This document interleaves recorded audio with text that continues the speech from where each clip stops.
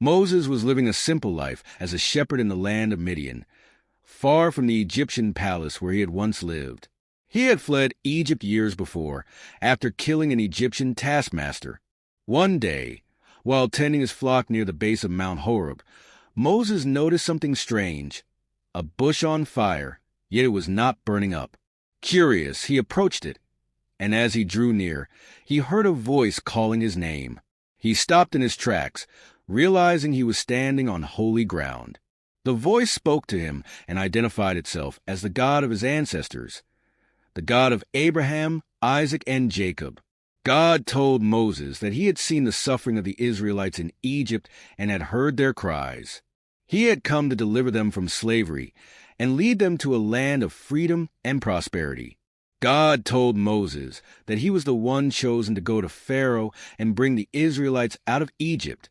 Moses, filled with doubts and fears, questioned why God would choose him for such an important task. He felt unworthy and unsure of how he could convince the Israelites to trust him. God assured Moses that he would be with him every step of the way. To strengthen Moses' faith, God performed miraculous signs right before his eyes.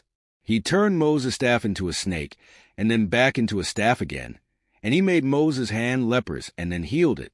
Still unsure of himself, Moses asked God to send someone else, but God would not accept that. He allowed Moses' brother Aaron to be his spokesman and promised to guide them both as they confronted Pharaoh. Despite his hesitation, Moses obeyed God's call. He realized that with God's presence, he could overcome his fears and doubts. The burning bush was not only a sign of God's power, but also a reminder that no matter how ordinary or inadequate we may feel, God can use us for extraordinary purposes. Moses' journey would be long and filled with challenges, but the encounter with the burning bush assured him that God would be by his side.